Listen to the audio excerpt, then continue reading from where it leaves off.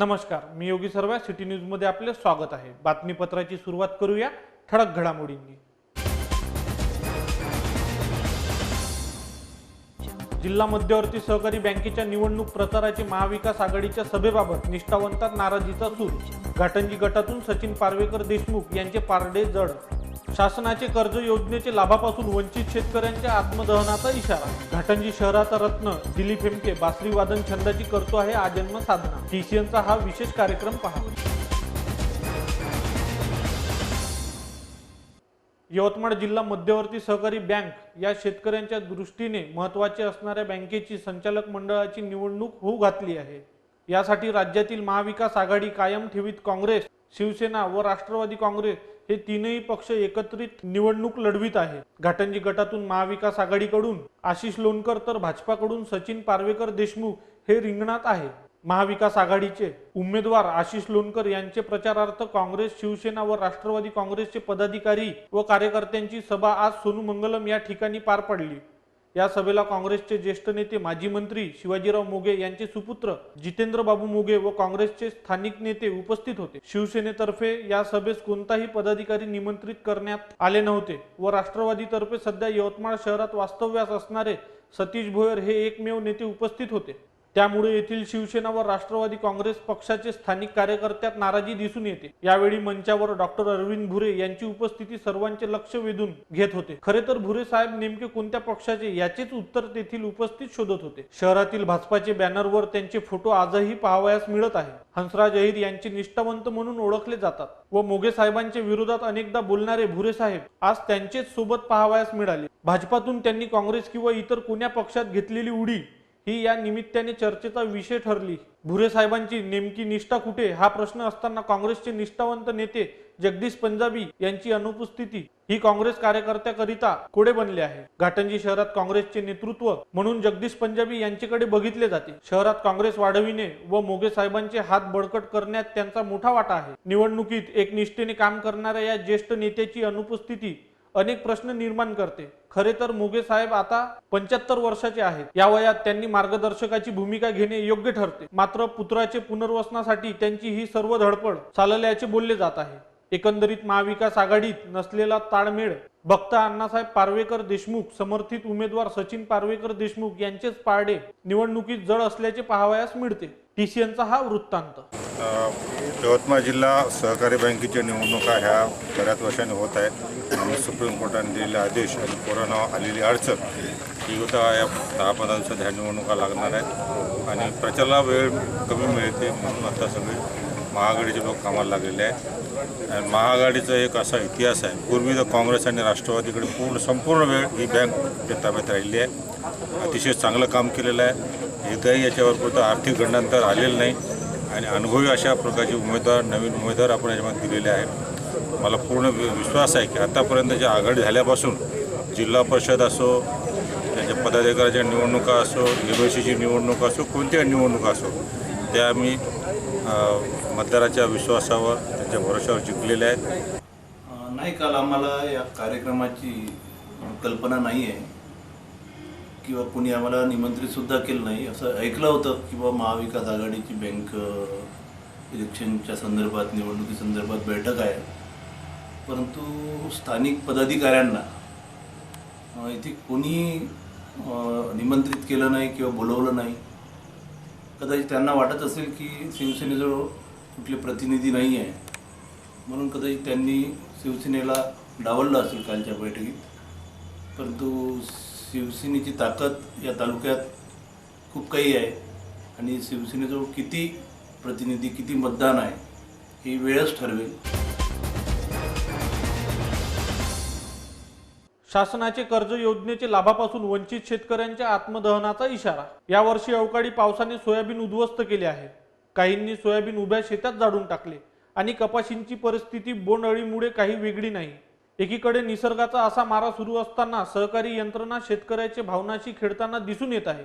2017चे छत्रपती शिवाजी शेतकरी सन्मान योजनेत अनेकांचे लाभार्थी म्हणून नावे असताना विविध सहकारी संस्था नियमित कर्जफेड करणाऱ्या शेतकऱ्यांना नवीन कर्ज देणे पासून वंचित ठेवत आहे। यावर्षी परिसरात प्रचंड अस्मानी संकट असताना जिल्ह्याची आणेवारी कमी दाखवण्यात आल्याने शेतकऱ्यांना शासन दरबारी भेटणारी मदत ही भेटणार नाही. अशातच कर्जाचे पुनर्गठन करण्यास सहकारी संस्थांनी नकार दिल्याने शेतकऱ्यांपुढे समस्या निर्माण झाली आहे.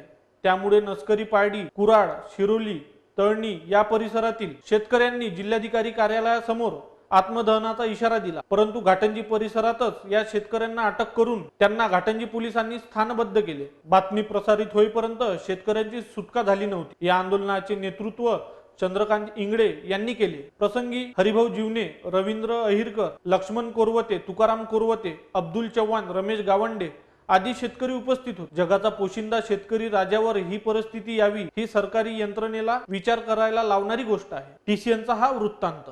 गेल्या 2 वर्षापासून शासनानं आम्हाला कर्जमाफीचं नुसतंच गांजर दाखवलेलं आहे, तर पण फक्त दाखवतात, आमच्या हातात अजूनपर्यंत ते गांजर आलेलं नाही आहे. दरवर्षी कर्जमाफीच्या घोषणा करतात, घसा फाडफाडू गळ्याला सूज येईपर्यंत जोरजोराने आवाज करतात की आम्ही शेतकऱ्यांचा सातबारा कोरा करू, फलानं करू, बिस्तानं करू, परंतु कोणत्याही प्रकारची मदत आजपर्यंत त्यांनी आम्हाला दिलेली नाही आहे. गेल्या 2 वर्षापासून फक्त आश्वासनाशिवाय आम्हाला काही मिळालेले नाही आहे. त्याचप्रमाणे गेल्या 2 वर्षापासून आमच्या शेतीची पूर्ण नापिकी आहे. यंदा तर मागच्या वर्षीपेक्षा भीषण परिस्थिती आहे. सोयाबीनचे पूर्ण पीक 100% हातचे गेलेले आहेत. बऱ्याच लोकांनी ते सोयाबीनचं पीक सोंगलंसुद्धा नाही. त्याच्यावर ट्रॅक्टर चालवलेला आहे, दुसरे रोटावेटर चालवलेले आहेत. त्याचप्रमाणे पहिल्या याच्यापासूनच यावर्षी कपाशीवर गुलाबी बोंडोळीचा मोठ्या प्रमाणात प्रादुर्भाव झाल्यामुळे कपाशीचे सुद्धा पीक आमच्या हातून गेलेलं आहे. या सगळ्या गावातील शेतकरी त्यांना सरकारने कर्जमाफीपासून वंचित केल्यामुळे सगळे शेतकरी आत्मदानाचा इशारा देऊन इथं मला वाटते जिल्हाधिकारी कार्यालयावर जात होते आत्मदानाचा, पण त्यांना पोलिसांनी इथंच डिटेन केलं आहे. त्यामुळे ते इथं बसले आहे. सरकार समजा आश्वासन पूर्ण करू शकत नसेल तर अशा वांजुट्या घोषणा सरकारनं द्यायच्या कशाला, खऱ्या अर्थानं असा प्रश्न आहे. मी एक शेतकरी चळवळीतील कार्यकर्ता म्हणून सगळ्यांना पाठिंबा देण्यासाठी मी इथं आलो आहे. तुमच्या लढ्यात मी 100% सहभागी आहे. सरकारनं आपल्याला कायमचं जेलात टाकलं तरी चालेल, पण हा अन्याय आपल्याला सहन करून घ्यायचा नाही आहे.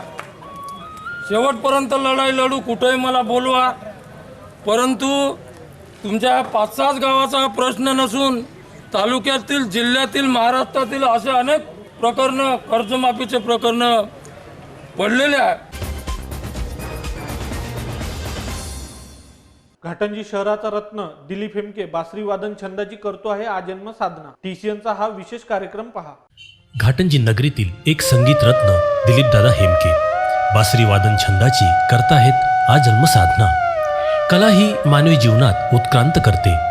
अन्न, वस्त्र आणि निवारा या मूलभूत गरजा भागल्यावर कलेची गरज मानवाला भासते. मानवी बुद्धी ही केव्हाही अजून काहीतरी हवे या शोधातच असते. तेव्हा ती पोकळी कला भरून काढते. जेव्हा सामाजिक जीवनात एक उन्नत व्यवस्था प्राप्त होते तेव्हा कलेचा उगम होतो. घाटंजी नगरीने अनेक कलावंतांना जन्माला घातले आहेत आणि त्यातीलच एक संगीत रत्न म्हणजे सुप्रसिद्ध बासुरी वादक दिलीपदादा हेमके. आज घाटंजी शहरात कलेमध्ये निष्काम भाव ठेवून सेवा करणारा हा रत्न मात्र दुर्लक्षित आहे. 1968च्या सालात जन्म घेतलेले दिलीपदादा हेमके यांनी अनेकांना या कलेचं प्रशिक्षण दिलं आहे. त्यांच्या कलाश्री संगीत विद्यालय या माध्यमातून संगीताचे धडे घेणाऱ्या विद्यार्थ्यांना दिलीपदादा गायन, तबला वादन, बासुरी वादन, हार्मोनियम वादन याबाबत मार्गदर्शन करतात. वयाच्या 10व्या वर्षापासून दिलीपदादा हा छंद जोपासत आहे. आजच्या घडीला यवतमाळला पण काही विद्यार्थी त्यांच्या मार्गदर्शनात संगीताचे धडे घेत आहेत. घाटंजी परिसरातील अनेक महिलांनी दिलीपदादांकडून संगीताचे धडे घेऊन विशारद प्राप्त केले आहे. गायन, वादन या दोन्ही बाबी दिलीपदादा मोठ्या खुबीने करतात. कला ही मानवाच्या जीवनात अविभाज्य घटक आहे. हे भरल्या पोटी सुचतं किंवा मग पोट भरण्यासाठी साधन असू शकते. कोणीही कलेच्या कचाट्यातून सुटलेलं नाही. दिलीपदादांनी अनेक शिष्य घडविले आहे, हे दुर्लक्षित करता येणार नाही. पण अशा रत्नाची खरी पारख झाली तरच पुढच्या पिढीपर्यंत या कला टिकतील. आणि पुन्हा कोणी दिलीपदादा निर्माण होईल, दिलीप हेमके निर्माण होईल.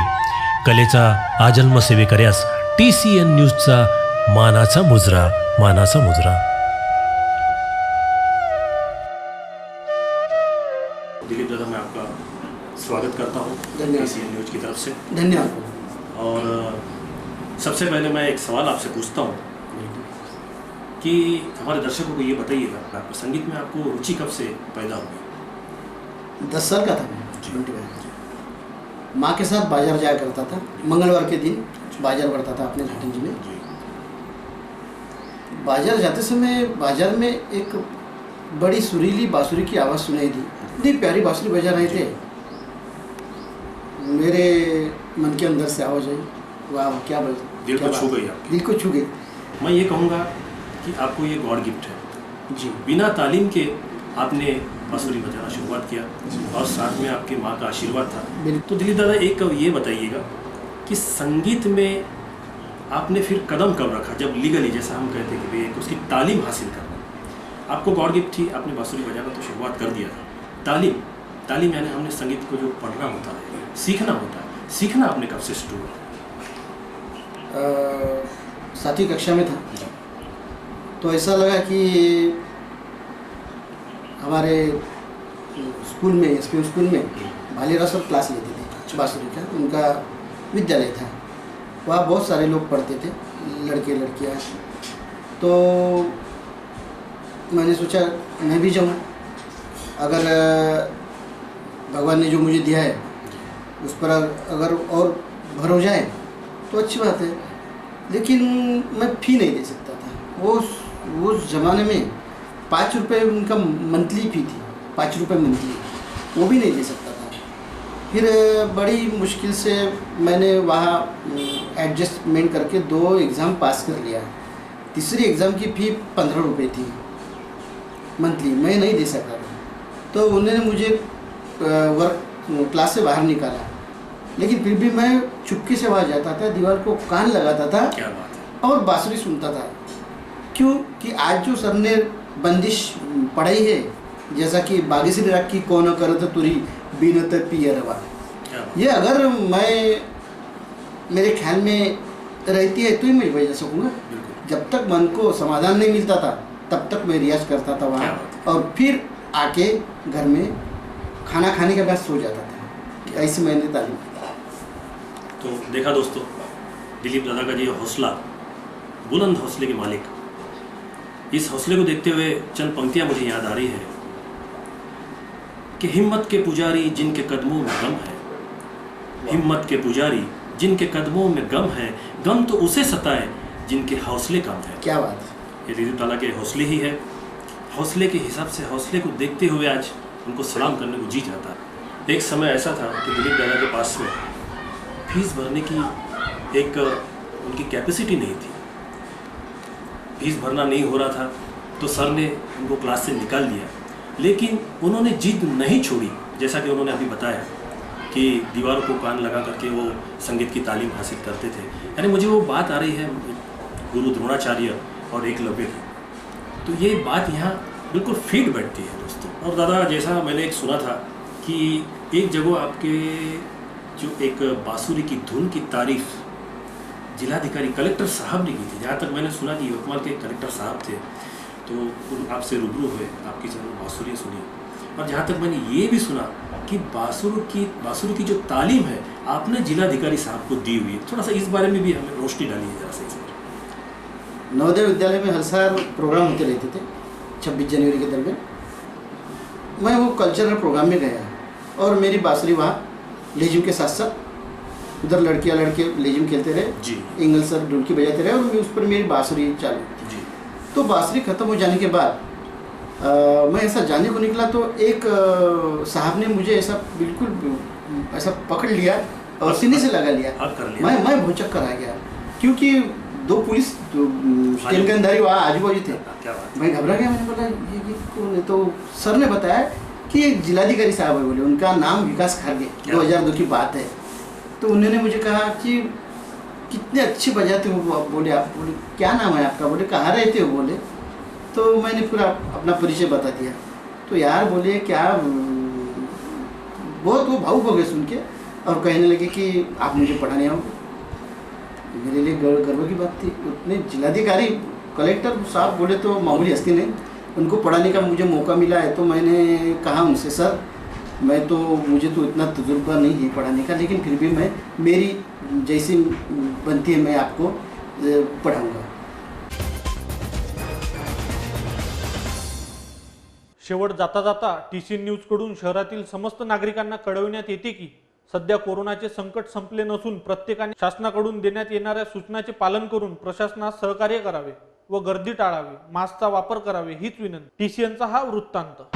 छोटे छोटे बच्चे, बुजुर्ग, महिलाएं, उनकी लाशों को अपने हाथ से जलाया। आप देख रहे हैं कि दिल्ली के अंदर आज वो मंजर आ चुका है जो कभी इटली में आया था कि लोग सड़कों के ऊपर मरे हुए पड़े थे। आप देख सकते हैं कोविड की एक्सट्रीम वेव दिल्ली को हिट कर चुकी है। इतना बुरा हाल हो चुका है दिल्ली का, जब कोविड शुरू हुआ था उससे भी ज्यादा बुरा हाल आज हो रहा है नवंबर के इस महीने में। जो फिगर्स आपको दिखाए जा रहे हैं कोविड-19 से हुए डेथ केसेस के दिल्ली में, वो सिर्फ वो आंकड़े हैं जो हॉस्पिटल में डेथ हुई है। घरों के अंदर सैकड़ों लोग रोज मर रहे हैं दिल्ली में। प्राइवेट हॉस्पिटल्स छोटे हों बड़े हों, घरों के अंदर लोगों की डेथ हो रही है, जिसका आंकड़ा कहीं नहीं दिखाया जा रहा, इसके फिगर्स कहीं नहीं दिखाए जा रहे। शहीद भगत सिंह सेवादल की टीम्स ऐसी लाशों को रोज लेकर आ रही हैं, घर से लेकर शमशान घाट तक, जिनकी होम आइसोलेशन में डेथ हो रही है। हॉस्पिटल में जाओ तो बेड नहीं है, बेड है तो ऑक्सीजन नहीं है, ऑक्सीजन है तो वेंटिलेटर नहीं है, और वेंटिलेटर के बाद भी अगर कोई चला जाता है उसकी लाश को जलाने के लिए आज शमशान घाट में जगह नहीं है। गाड़ी शमशान घाट पे जो लेके आती है उसके अंदर रखने की जगह नहीं है। 5-5, 6-6 लाशें हम लेके आ रहे हैं। जो शुरुआत हुई थी मई जून में, आज उससे भी ज़्यादा ये मंजर खराब हो चुका है।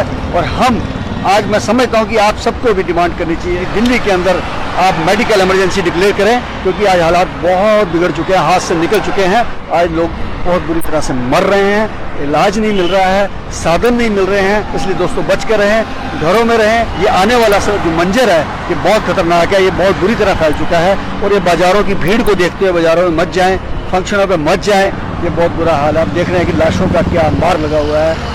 आज जो दिल के ऊपर हमारे बीत रही है शहीद भगत सिंह सेवादल के वॉरियर, एक एक हमारा ड्राइवर 10-10 डेड बॉडी को उठाने के लिए आज मजबूर है। एक शमशान घाट तक लाने के लिए भूखे प्यासे रह के भी दिन रात हमारे ड्राइवर, हमारे वॉरियर शहीद भगत सिंह सेवादल के, चाहे वो दिवाली का दिन था, चाहे वो धनतेरस का था, चाहे भैया दूज का है, लेकिन हम लोग शमशान घाट में लगे हुए हैं।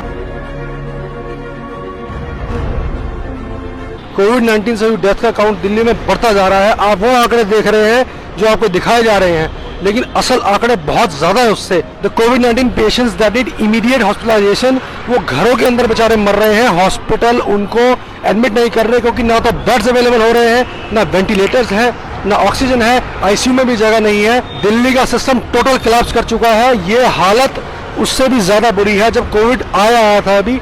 और इस समय मैं ये कह सकता हूँ कि सबसे वर्स्ट जो कंडीशन है दिल्ली की वो हो चुकी है। दिल्ली के अंदर ना ऑक्सीजन है, ना पर्याप्त वेंटिलेटर हैं, और खास करके जो हॉस्पिटलों को फ्री हैंड कर दिया गया है।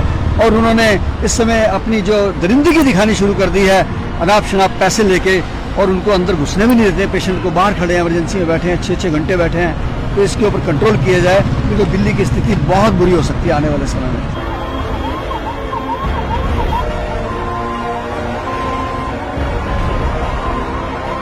सरकार का फर्ज बनता है जो पेशेंट हॉस्पिटल के अंदर इलाज के लिए आ रहे हैं उनको प्रॉपरली एडमिट किया जाए, उनको ट्रीटमेंट दिया जाए। अगर उनको आईसीयू की जरूरत है उनको आईसीयू में रखा जाए, वेंटिलेटर की जरूरत है उनको वेंटिलेटर पर रखा जाए। क्या सरकार कर रही है? नहीं।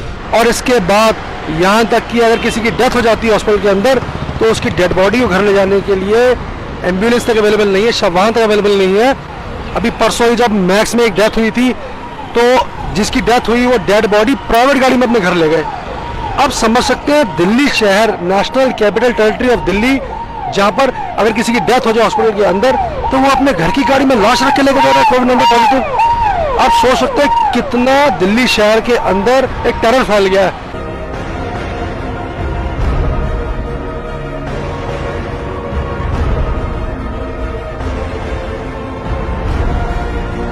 दिल्ली के अंदर गवर्नमेंट मशीनरी, सारे सिस्टम्स फेल हो चुके हैं। लोगों को अपने हाल पे छोड़ दिया गया है मरने के लिए। डेथ काउंट इतना ज्यादा बढ़ता जा रहा है कि कंट्रोल में नहीं आ रहा है। हम लोग जब लाशों को अंदर लेकर जा रहे हैं, उनका अंतिम संस्कार कर रहे हैं, घरों से डेड बॉडियाँ यहाँ लेकर आ रहे हैं एम्बुलेंसेस में, हमारे बॉडीज का बहुत दिल दुख रहा है, क्योंकि ऐसे छोटे छोटे बच्चे भी और लेडीज़ भी, यहाँ तक कि प्रेग्नेंट लेडीज़, ऐसी लेडीज़ की भी डेथ हो रही है कोविड से। मौत होने के बाद डिग्निटी से उनको यहाँ तक लाया भी नहीं जा रहा।